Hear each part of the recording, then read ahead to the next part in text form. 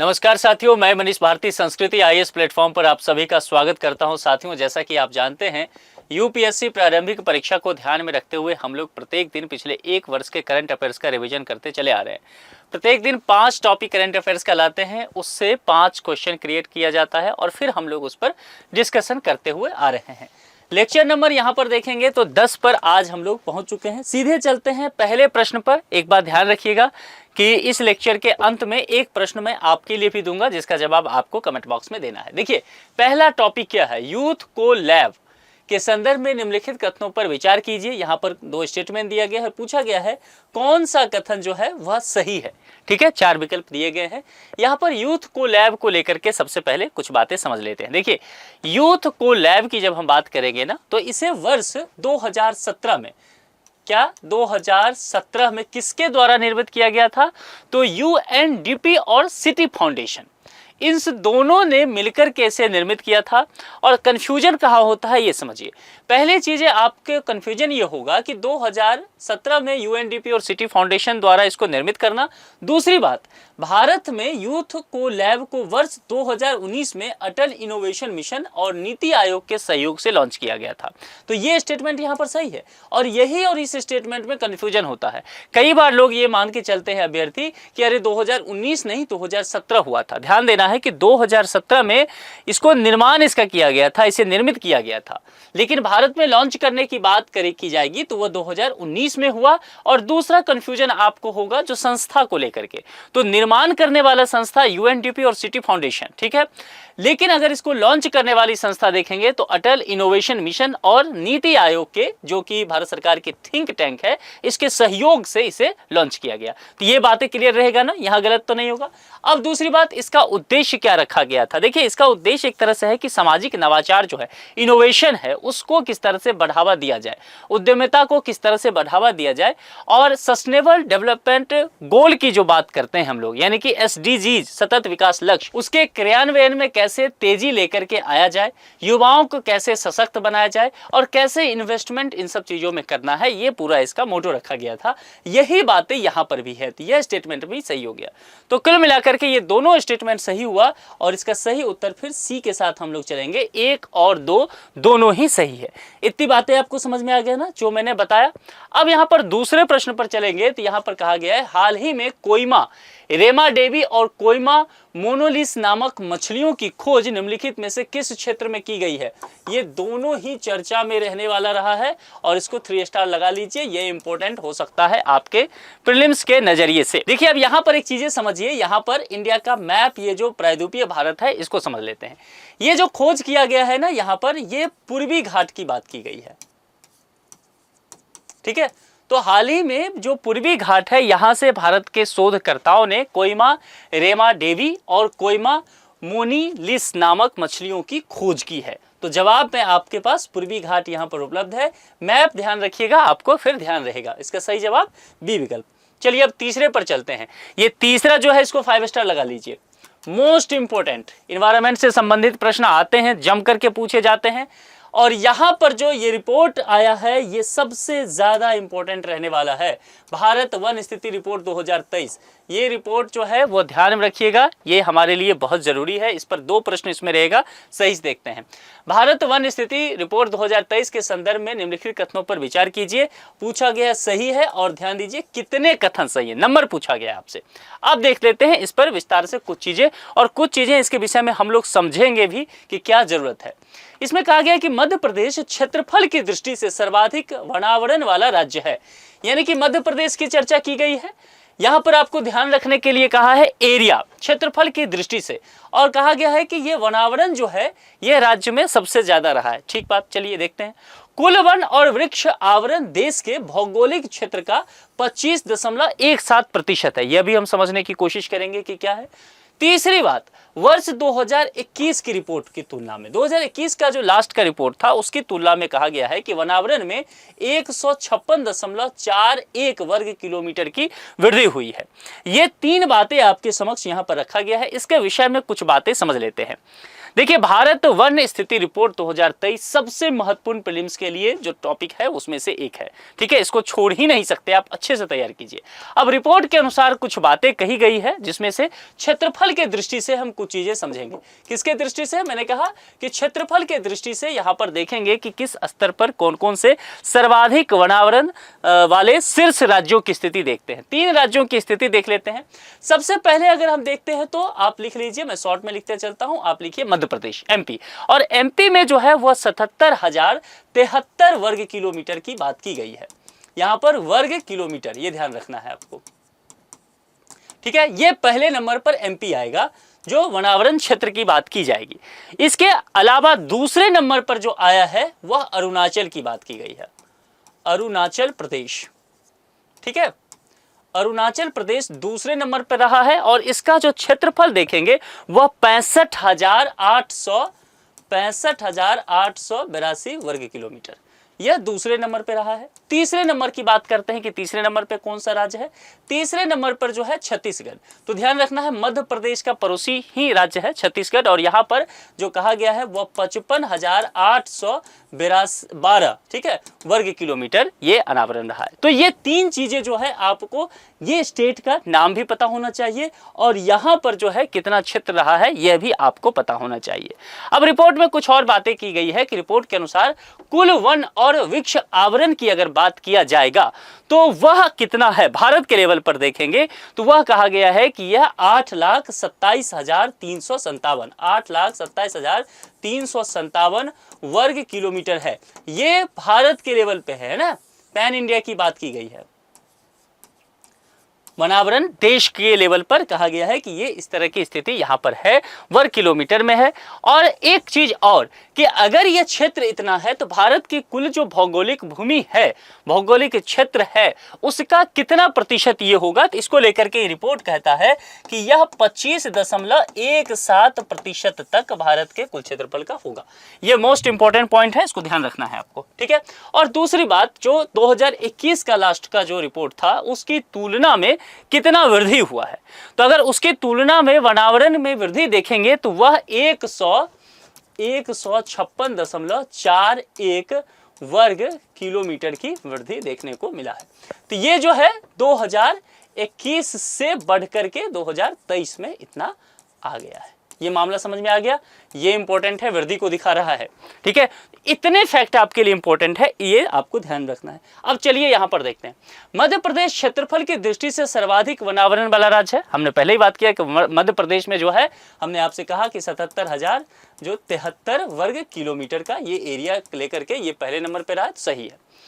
कुल वन और वृक्ष आवरण देश के भौगोलिक क्षेत्र का 25.17% है। मैंने कहा कि 8,27,357 वर्ग किलोमीटर कुल रहा है। परसेंटेज के लेवल पर पूरे भौगोलिक दृष्टि का देखेंगे तो वह 25.17% आता है, तो यह भी सही हो जाएगा। 2021 की रिपोर्ट की तुलना में वनावरण में कहा गया कि 156.41 वर्ग किलोमीटर की वृद्धि देखी गई है, तो यह भी सही है। कुल मिलाकर के ये तीनों स्टेटमेंट सही हुआ, तो सभी 3 सी विकल्प के साथ हम लोग करके चलना पड़ेगा। मामला समझ में आया? बहुत इंपॉर्टेंट है, जितनी फैक्ट यहां पर बताया हूं सब नोट कर लीजिए, ये इंपॉर्टेंट आपके लिए है। अब चलिए चौथे पर चलते हैं। हाल ही में केंद्रीय गृह मंत्रालय द्वारा पुनः लागू की गई संरक्षित क्षेत्र व्यवस्था यानी कि प्रोटेक्टेड एरिया रिजिम, इसको शॉर्ट में PAR भी लिखा मिलेगा, तो घबराना नहीं है। इसमें निम्नलिखित में से कौन सा राज्य जो है शामिल नहीं है, नहीं की बात की गई है। इसमें देखेंगे तो मणिपुर, नागालैंड, मिजोरम, त्रिपुरा, चारों ऐसे राज्य आपको दिख रहा है जो कि नॉर्थ ईस्ट का राज्य है, जो 7 सिस्टर्स हमारे नॉर्थ ईस्ट में है, उसको लेकर के बातें किया गया। अब इसके विषय में थोड़ा बहुत समझ लेते हैं। देखिए, केंद्रीय गृह मंत्रालय ने मणिपुर, नागालैंड, मिजोरम, फिर से समझिए 3 राज्य की बात किया गया है, मणिपुर, नागालैंड और मिजोरम राज्यों के लिए संरक्षित क्षेत्र व्यवस्था यानी कि प्रोटेक्टेड एरिया रिजिम यानी कि PAR को फिर से लागू कर दिया है। अब PAR से क्या होगा? PAR से होगा क्या कि ये एक नीतियों का एक समूह होता है। जो पॉलिसी की बात करेंगे, देश के कुछ जो संवेदनशील एरिया होंगे या रणनीतिक रूप से अत्यधिक महत्वपूर्ण क्षेत्र होंगे, वहां पर अगर विदेशी कोई व्यक्ति जाता है तो उसके आवाजाही को ये प्रतिबंधित करेगा। अब देखिए यहां पर एक बात समझ लीजिए कि ये नहीं है कि वहां पर इनको जाने ही नहीं दिया जाएगा। अगर किसी विशेष कारण से ये जाना चाहते हैं तो प्रवेश करने के लिए विदेशी नागरिक को विशेष परमिट प्राप्त करने की आवश्यकता होगा। इन क्षेत्रों को संरक्षित क्षेत्र के रूप में नामित किया गया है चूंकि, ठीक है। तो ये सारी बातें हैं। इसमें अब ध्यान देना है कि मैंने 3 राज्य का नाम बताया था, जिसमें मणिपुर शामिल था, जिसमें नागालैंड शामिल था और जिसमें मिजोरम भी शामिल है। अब ये तीनों राज्य आप देखेंगे, चाहे वो आप मणिपुर की स्थिति देखें, चाहे वो आप नागालैंड की स्थिति देखें, या चाहे आप मिजोरम की स्थिति देखें, भारत के मैप पर नॉर्थ ईस्ट में देख लीजिएगा, ये तीनों जो है वह म्यांमार के साथ जो है अपनी सीमा साझा करता है। त्रिपुरा इसमें नहीं शामिल किया गया है पीएआर में, ठीक है। तो त्रिपुरा पूछा गया है, नहीं है, तो जवाब त्रिपुरा ही होगा, डी। समझ में आ गया? जितनी चीजें इसमें बताया हूं ध्यान रखिएगा। विदेशियों को यहां पर आवाजाही के लिए प्रतिबंधित किया गया है। भाई साहब को कहा गया है कि अगर आपको जाना है, मन कर रहा है, तो उचित कारण बताना पड़ेगा और आपको परमिट लेना पड़ेगा। इसके बाद ही आप इन राज्यों के इन क्षेत्रों में जा सकते हैं। मामला समझ में आ गया ना? इंपॉर्टेंट है, ध्यान रखिएगा। 4 स्टार इसको लगाइए, पक्का मान के चलिए। वैसे कुछ टॉपिक जो आ सकते हैं करंट अफेयर्स के, उसमें से एक टॉपिक ये है। आगे बढ़े, 5वें पर आ जाए। आखिरी टॉपिक आज का क्या है? वही फिर से भारत वन स्थिति रिपोर्ट 2023। मैंने कहा था कि बहुत महत्वपूर्ण है, तो एक प्रश्न और इस पर ले लीजिए। बाकी चीजें जो मैं यहां पर बता चुका हूं, तो ये जो चीजें इस प्रश्न के लिए यहां पर बताया हूं, तो रिपीट नहीं करूंगा। यहां पर देखते हैं कि क्या आपसे पूछा गया है। देखिए, अनुसार वन एवं वृक्ष आवरण में सर्वाधिक वृद्धि दर्शाने वाले राज्यों का सही अवरोही क्रम, ध्यान देना है। आपसे पूछा गया है कि अवरोही क्रम में, यानी कि घटते क्रम में, ठीक है, ये आपको दिखाना है, ठीक है। और इसमें क्या कहा गया है, मैंने क्या कहा, पहले जो मैंने 3 राज्य आपको बताया था सर्वाधिक क्षेत्रफल के हिसाब से, क्षेत्रफल की दृष्टि से, तो मैंने कहा मध्य प्रदेश नंबर 1 रहा है, अरुणाचल 2 और छत्तीसगढ़ तीसरे नंबर पर क्या क्या वर्ग किलोमीटर एरिया है ये बता दिया था। कंफ्यूज नहीं होना है, इस तरह की चीजें आपसे स्टेटमेंट में एक ही जगह क्वेश्चन बना के पूछा जा सकता है। यहां कहा गया है वन एवं वृक्ष आवरण में सर्वाधिक वृद्धि दर्शाने वाले राज्य, है ना, का सही अवरोही क्रम क्या होगा, दिए गए हिसाब से देखना है, ठीक है। जो विकल्प है ना उसके हिसाब से हमें सोचना है, यह स्थिति में मान के चलिए। तो यहां पर पहले मैं देख लेता हूं कि कौन कौन सी राज्य को लेकर के ज्यादा चर्चा किया गया है, तो हम लोग चीजों को ज्यादा बेहतर तरीके से समझ सकते हैं। हमारा जो आधार रहने वाला है भारत वन स्थिति रिपोर्ट 2023 ही रहने वाला है। चलिए, उत्तर प्रदेश, मतलब हमें देखना क्या है कि किस तरह से घटते हुए अवरोही क्रम में, डिसेंडिंग ऑर्डर में देखना है। चलिए अब यहां देखते हैं, उत्तर प्रदेश, छत्तीसगढ़, राजस्थान, ओडिशा। देखिए, छत्तीसगढ़ के बाद उत्तर प्रदेश नहीं आएगा, तो पहला तो यही गलत हो गया। मैं अभी बता भी दूंगा तो आप समझ जाएंगे, या मैं यहां लिख देता हूं, फिर यहीं पे लिख देता हूं ताकि आप यहां से देख पाए। तो 4 राज्यों की बात की गई है ना, 4 हम यहां लिख लेते हैं। पहले नंबर पर इसमें देखेंगे तो आपका छत्तीसगढ़ आएगा। इसमें भी वर्ग किलोमीटर के आधार पर देखिएगा तो छत्तीसगढ़ जो है वह 684 वर्ग किलोमीटर लेकर के चलना है, ठीक है। तो पहले नंबर पर आपको देना पड़ेगा छत्तीसगढ़ को। छत्तीसगढ़ के बाद यहां जो उत्तर प्रदेश मैंने कहा वो गलत है। उत्तर प्रदेश चूंकि दूसरे नंबर पे आएगा और ये जो है 559 वर्ग किलोमीटर के साथ दूसरे नंबर पे रहेगा। यहां ओडिशा की चर्चा है वो लास्ट में है। ओडिशा जो है आपको वह तीसरे नंबर पर देना है और इसका अगर देखेंगे तो यह भी उत्तर प्रदेश के जैसे ही 559 वर्ग किलोमीटर के साथ। और फिर यहां पर राजस्थान दिख रहा है, तो राजस्थान को आप क्या कीजिए, वह आखिरी में डाल दीजिए। और कितना क्षेत्र इसका रहा है, तो 394 वर्ग किलोमीटर। तो अब यहां आपके पास ये आंकड़ा उपस्थित हो चुका है, इसके हिसाब से ही हमें देखना पड़ेगा कि कौन सा विकल्प अरेंज है। तो छत्तीसगढ़ से पहले उत्तर प्रदेश आ गया, ये विकल्प ऐसा ही गलत हो गया। ओडिशा तीसरे नंबर पे आना चाहिए था, पहले पे आ गया, ऐसा ही गलत हो गया। राजस्थान सबसे नीचे आना चाहिए था, पहले पे आ गया, गलत हो गया। अब इसके हिसाब से देखेंगे तो चौथा है, यानी कि पहले नंबर पर छत्तीसगढ़ है जो कि 684 वर्ग किलोमीटर के साथ, उत्तर प्रदेश है जो 559 के साथ है, ओडिशा है जो 559 वर्ग किलोमीटर है, राजस्थान है जो 394 है। चलिए हम इसको पलट देते हैं, अगर छत्तीसगढ़ पहले पर है, ओडिशा दूसरा, तीसरा उत्तर प्रदेश और चौथा राजस्थान, तो क्या गलत हो जाएगा? नहीं गलत होगा। क्यों? क्योंकि मैंने कहा था उत्तर प्रदेश और ओडिशा दोनों का 559 वर्ग किलोमीटर रहा है, जो वृक्ष आवरण में वृद्धि देखी गई है उसमें। तो इसमें चूंकि सुटेबल विकल्प ये है, तो इसके हिसाब से चलना पड़ेगा। यूपीएससी में ये चीजें बहुत काम करता है, सिर्फ नॉलेज का गेम नहीं है ये। जो चीजें वहां पर भोजन परोस के दिया गया है ना, उसके हिसाब से आपको पेट भरना पड़ेगा। तो ये नहीं कि जी जानकारी मेरे पास कुछ और है, जो मोस्ट सुटेबल ऑप्शन है उसके साथ कदम बढ़ाइए तो सही जवाब पे पहुंचेंगे। ठीक है, तो ये चीजें ध्यान रखना है और इसके साथ हम डी विकल्प की तरफ चलेंगे, ये इसका सही जवाब हो गया। ठीक है, 5 स्टार लगाया मैंने। दो क्वेश्चन, आज के 5 क्वेश्चन में 2 जो है ये भारत वन स्थिति रिपोर्ट 2023 से संदर्भित है। सब फैक्ट याद कीजिएगा और फैक्ट ही पूछेगा इसमें, ये लिख के दे देता हूं कि पूछेगा तो फैक्ट एक स्टेटमेंट रहेगा और आप लोग वो गलत करके मत आना, इतना से बाहर नहीं रहेगा। चलिए अब आज का एक प्रश्न जो कि PYQ हुआ करता है, जो यूपीएससी पहले पूछ चुकी है, वही बातें हैं। निम्नलिखित में से कौन सा, ध्यान देना है, क्या कहा गया है, उत्तर पश्चिम भारत। कीवर्ड को क्रैक कीजिए, कीवर्ड को पकड़ेंगे तो आप सही आंसर की तरफ जाते लग जाएंगे। तो पहला तो है उत्तर और पश्चिम दिशा में भारत का, है ना, उधर पाकिस्तान बॉर्डर पे जाइए उत्तर के हिसाब से।